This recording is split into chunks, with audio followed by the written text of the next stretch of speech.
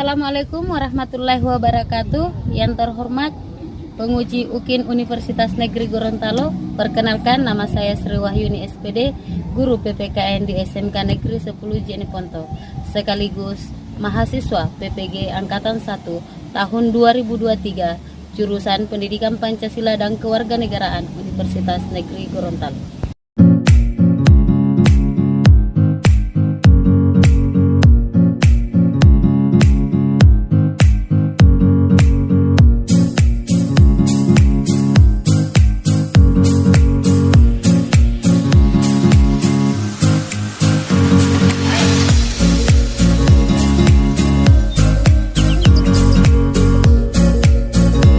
Hari ini Selasa 15 Agustus tahun 2023, saya melakukan uji kinerja praktik pembelajaran di SMK Negeri 10 Jeneponto, bertempat di Tolotoa, Kecamatan Kilara, Kabupaten Jeneponto. Sekian dan terima kasih. Wassalamualaikum warahmatullahi wabarakatuh.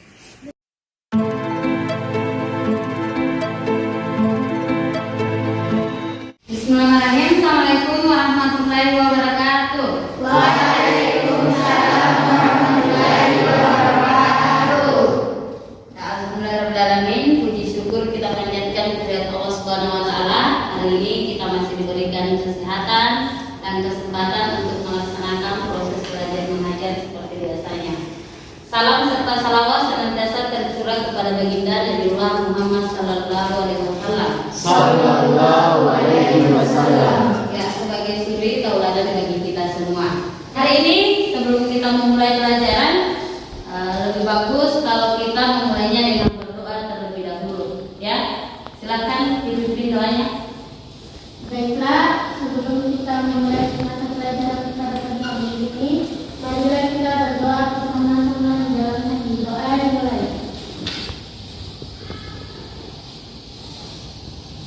Selesai. Terima kasih untuk sudah memimpin doa pada hari ini. Saya absen dulu ya. Iya, Bu. Ana, Hadir, Bu. Rahmat Hidayat, Melisa, Hadir, Ibu. Sri Handayani, Hadir, Bu. Mawar, Hadir, Ibu. Wanda, satu orang yang tidak hadir ya. Seperti biasa, saya harap kepada anak-anak sekalian, saya izinkan tetap menggunakan HP, tetapi dengan syarat hanya dipergunakan untuk proses pembelajaran ya. Kesiapan kalian untuk belajar pada hari ini sudah siap, sudah bersih ruangannya, dan untuk memulai pelajaran kita supaya kita lebih semangat, saya ingin kalian berdiri dulu. Kita akan menyanyikan lagu wajib nasional Hari Merdeka.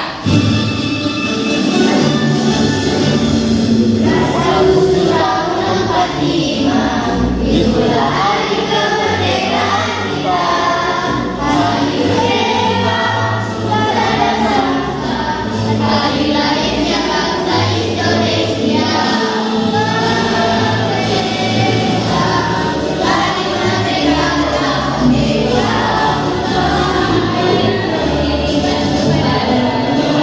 Sedia, sedia, mempertahankan Indonesia. Kita tetap sedia, tetap sedia membela negara kita.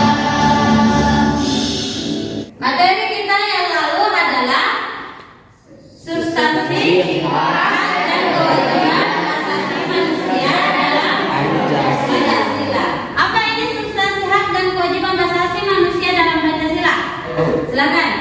Substansi kewajiban dan hak asasi manusia dalam Pancasila dibagi menjadi 3 kelompok berdasarkan nilai-nilainya, yaitu nilai dasar, nilai instrumental, dan nilai praktis. Jadi substansi hak dan kewajiban asasi manusia dalam Pancasila yang kita bahas yang lalu yaitu terkait tentang nilai-nilai dasar. Ada hak dan kewajiban yang terkandung di dalam nilai-nilai yang ada dalam Pancasila. Yang pertama tentang nilai dasar, yang kedua nilai instrumental, dan yang ketiga adalah nilai praktis. Hari ini kita akan membahas terkait tentang kasus-kasus pelanggaran hak asasi manusia. Kita sudah mempelajari tentang substansi hak dan kewajiban, tetapi tidak bisa dipungkiri bahwa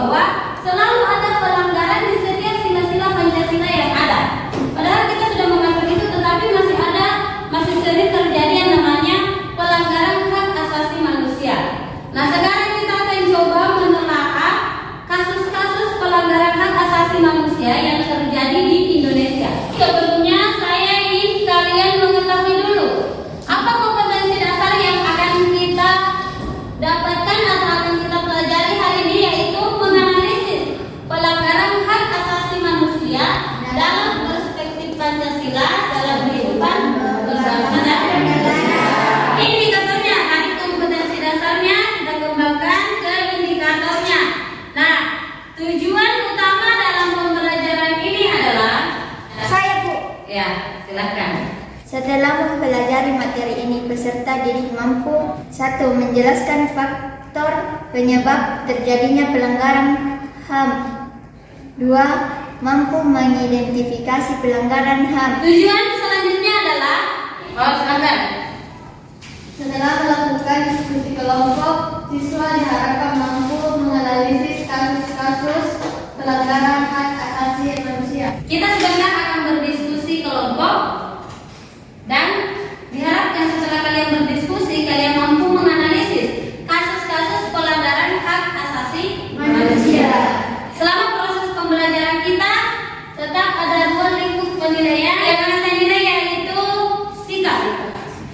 Ya, penilaian sikap itu ada sikap spiritual dan ada sikap sosial.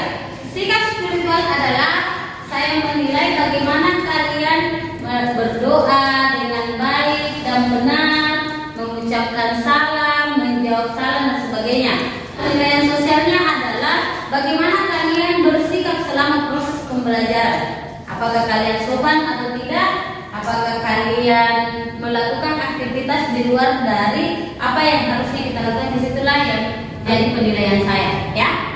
Terus pengetahuan, bagaimana kemampuan kalian memahami materi yang akan ibu sampaikan. Keterampilan, bagaimana kalian terampil di dalam menjelaskan, menyajikan hasil diskusinya kalian. Jadi inilah proses penilaian yang akan dilakukan selama proses pembelajaran kita. Paham ya sampai di sini? Coba kalian perhatikan gambar ini.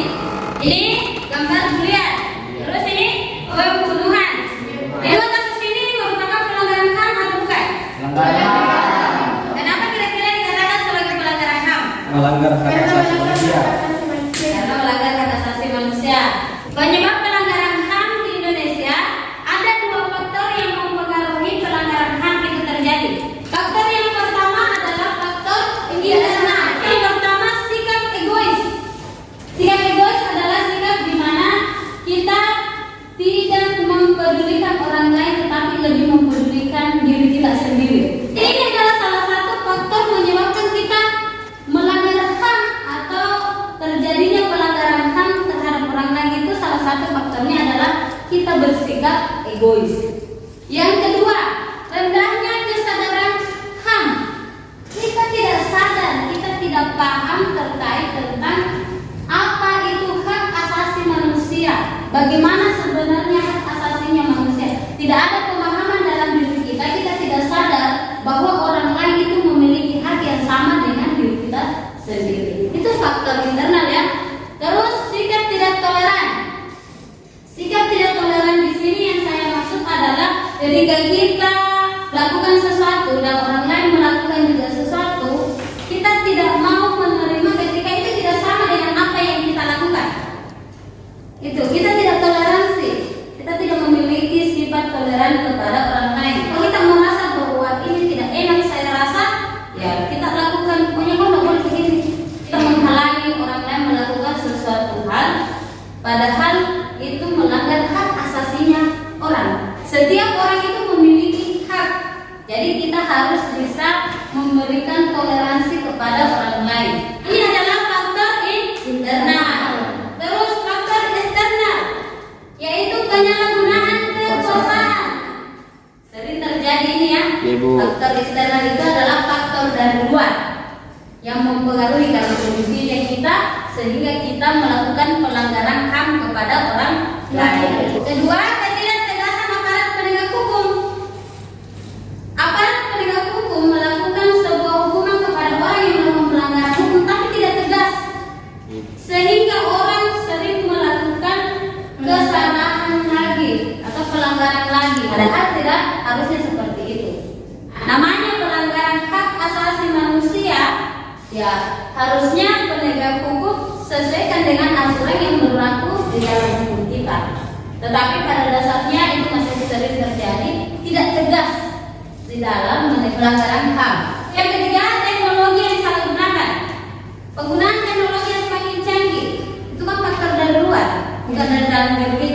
karena adanya teknologi sehingga kita bisa melakukan pelanggaran HAM.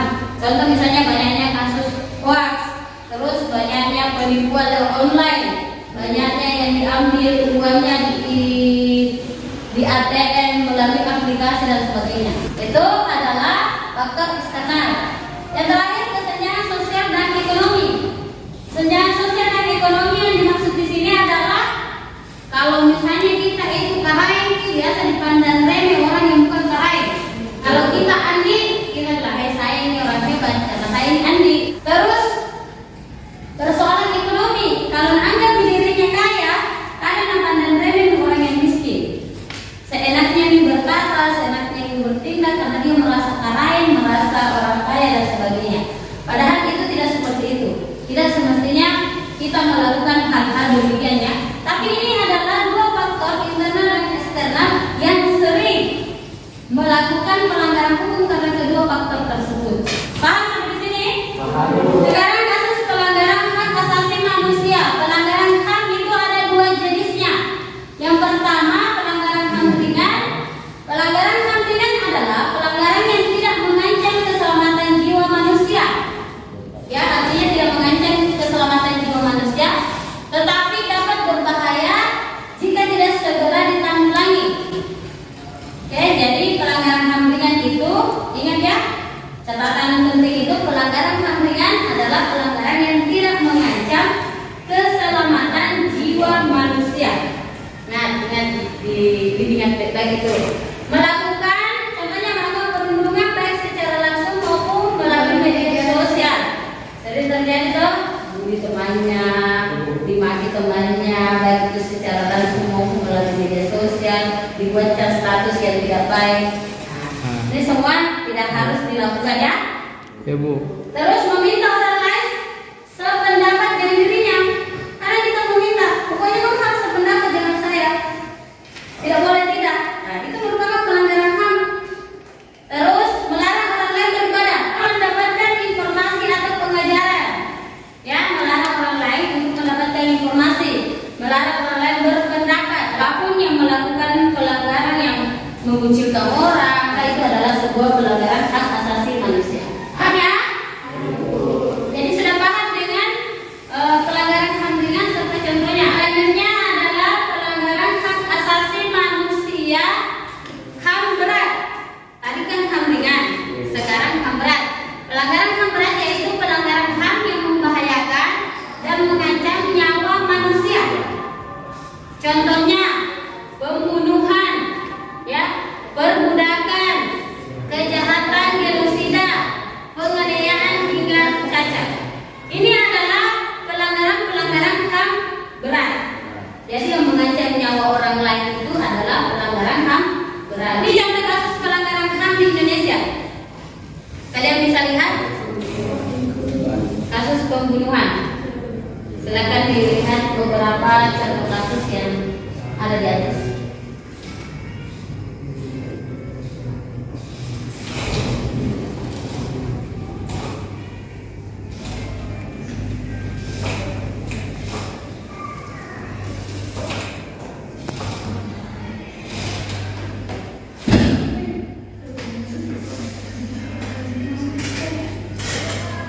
Ini seorang anak dibunuh oleh ibunya sendiri, ibu angkatnya. Ini sangat miris sekali ya. Tragedi Trisakti.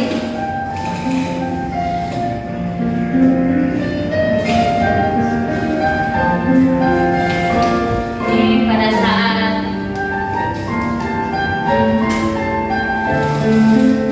mahasiswa menginginkan Soeharto turun dari jabatannya. Ada 4 mahasiswa yang tewas pada saat itu.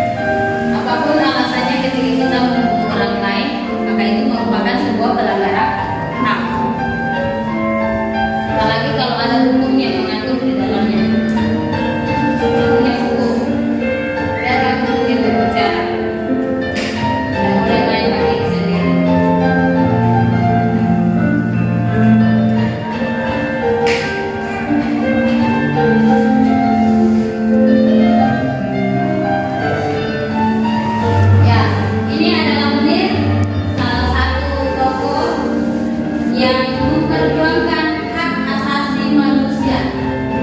Ya, tapi dia mati tewas di atas pesawat. Inilah kejamnya orang-orang yang berkuasa. Terkadang orang-orang yang memperjuangkan haknya menjadi korban.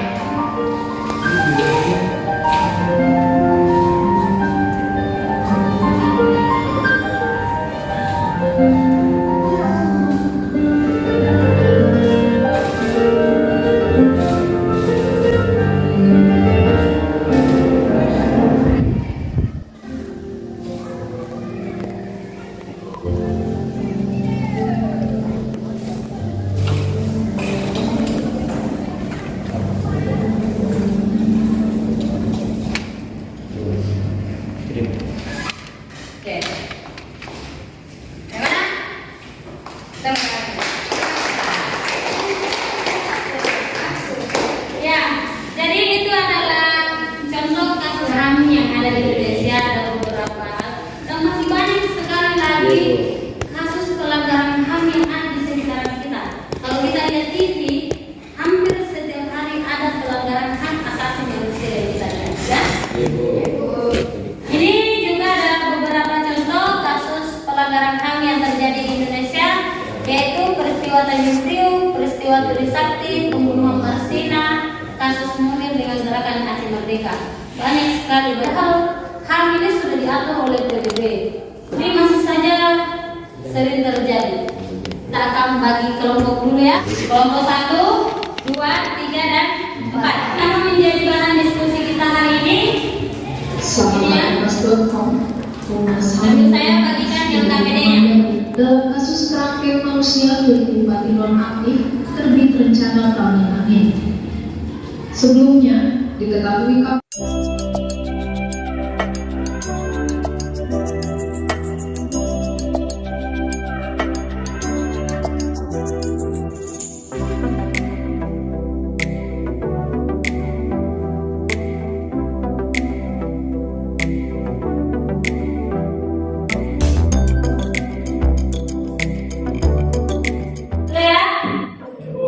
Dari kelompoknya masing-masing.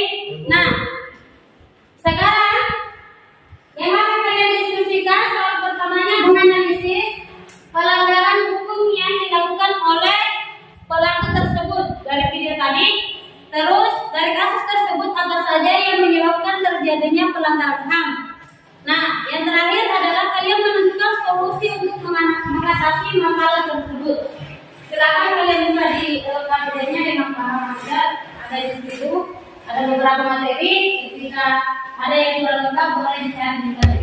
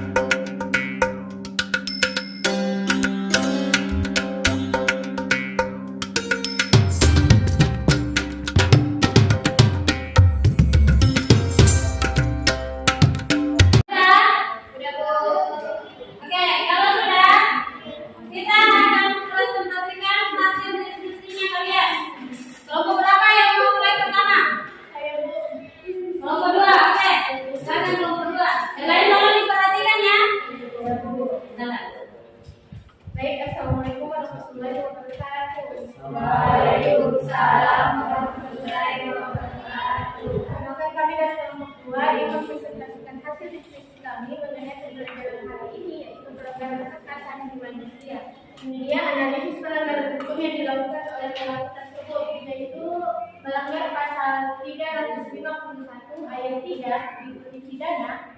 Ayat ketiganya berbunyi, penganiayaan yang mengakibatkan kematian dan dihukum dengan hukuman penjara selama lamanya 7 tahun. Dan termasuk dalam pasal 1 ayat 1 nomor 21 tahun 2007 yang tidak hanya didefinisikan sebagai penjualan semata, melainkan segala hal yang bersifat memaksa dan eksploitasi dapat dikategorikan sebagai tindak pidana perdagangan orang. Nomor 2, dari kasus tersebut di atas apa saja yang menyebabkan terjadinya pelanggaran hak asasi manusia tersebut? Ada 2, yaitu hak internal dan eksternal. Hak internal yaitu dari dalam diri mulai rendahnya kesadaran adanya hak asasi manusia dan sikap tidak toleran. Dan yang kedua adalah eksternal yang penyebabnya dari luar, yaitu penyalahgunaan kekuasaan, ketidaktegasan aparat penegak hukum, teknologi yang disalahgunakan, dan kesenjangan sosial dan ekonomi.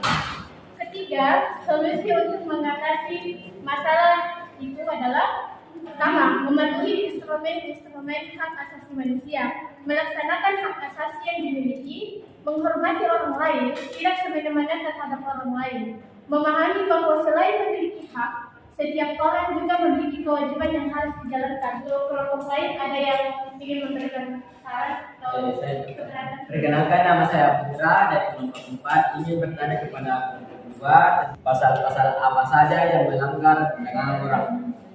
Baik, terima kasih. Kami akan menjawab kelompok 4. Yaitu salah satunya adalah pasal 351 ayat 3 di Kode Pidana, ayat yang berbunyi penganiayaan yang mengakibatkan kematian dan dihukum dengan hukuman penjara selama-lamanya 7 tahun.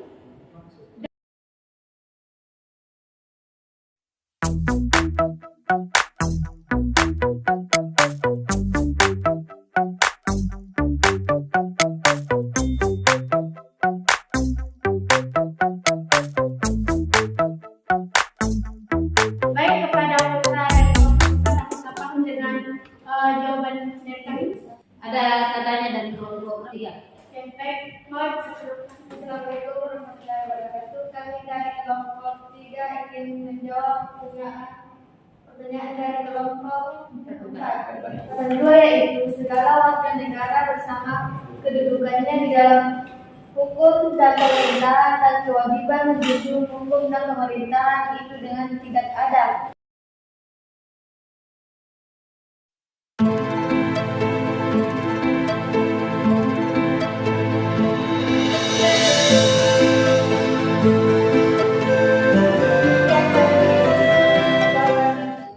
Baik, saya atas jawaban dari kelompok 3. Terima kasih telah membantu kelompok 2. Baik, jika tidak ada yang bertanya atau memberikan saran, kami akan kembali.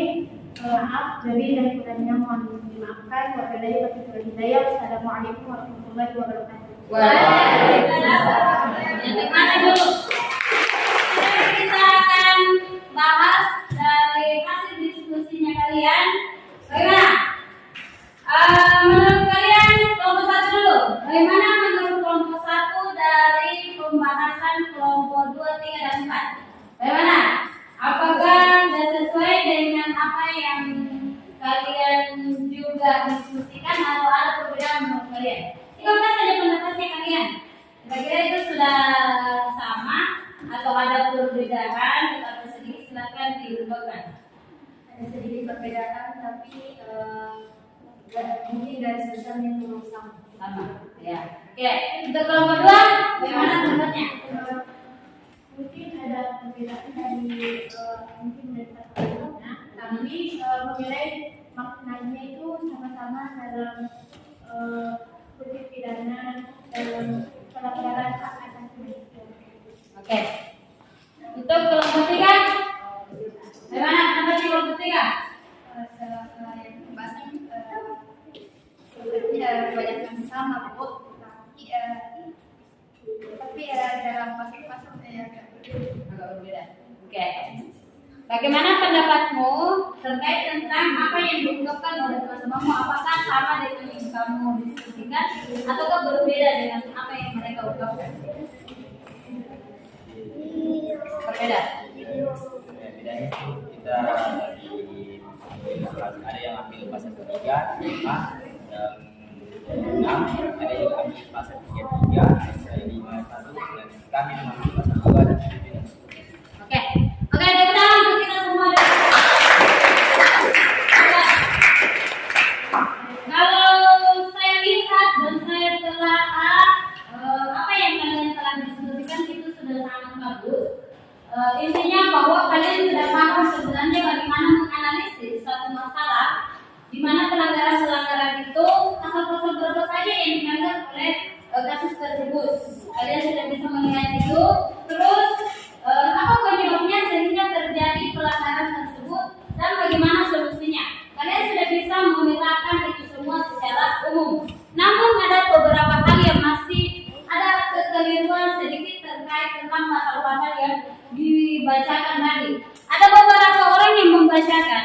Yang kita bahas di situ yang tadi ya, kalau kita mau berkaitan dengan masalah apa tadi yang kita bahas? Perdagangan orang. Terkait tentang perdagangan orang itu ada dalam Undang-Undang Nomor 21 Tahun 2007. Berada di pasal 2, pasal 7 dengan pasal 10. Tetapi tadi saya dengar masih ada beberapa orang yang mengungkapkan bukan pasal yang ada di Nomor 21 Tahun 2007, tetapi pasal di Undang-Undang Dasar tahun 1945 tentang presiden. Ada tadi yang membaca tentang presiden. Jelas itu masih ada beberapa kekeliruan, tetapi secara umum semua sudah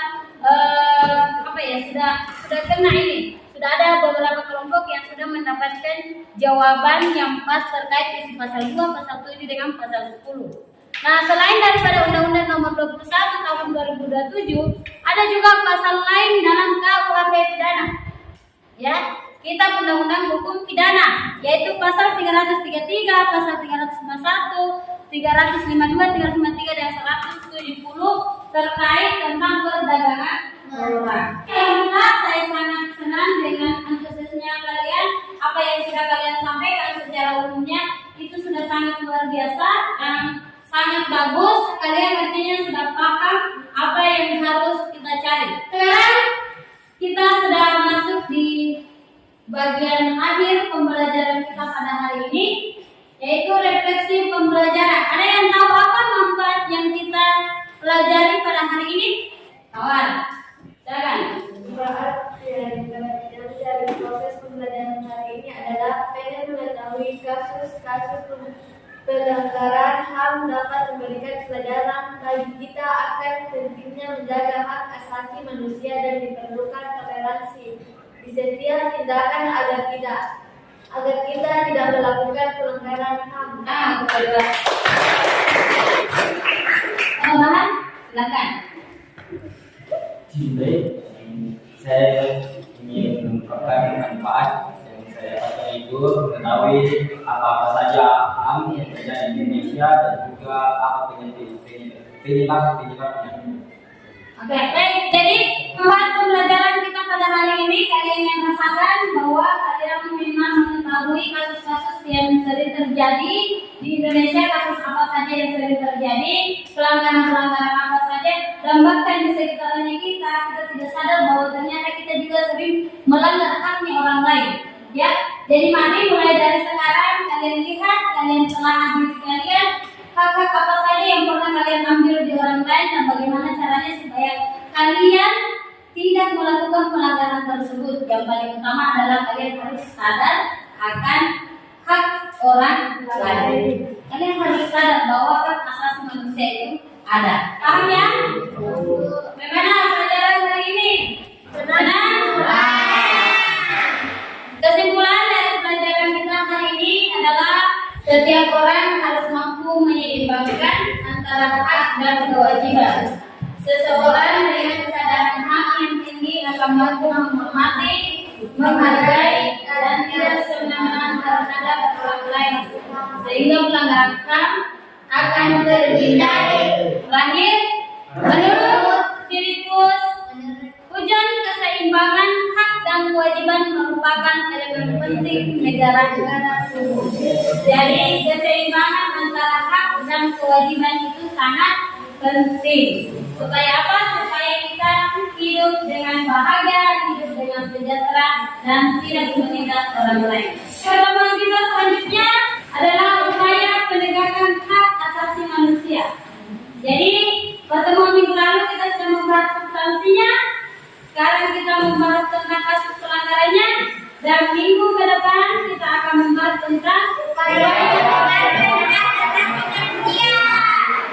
Baik, sebelum kita mengakhiri pelajaran pada hari ini, alangkah lebih bagusnya ketika kita berdoa dulu. Silakan. Baiklah, sebelum kita mengikuti pelajaran pada hari ini, mari kita berdoa bersama dalam doa dulu.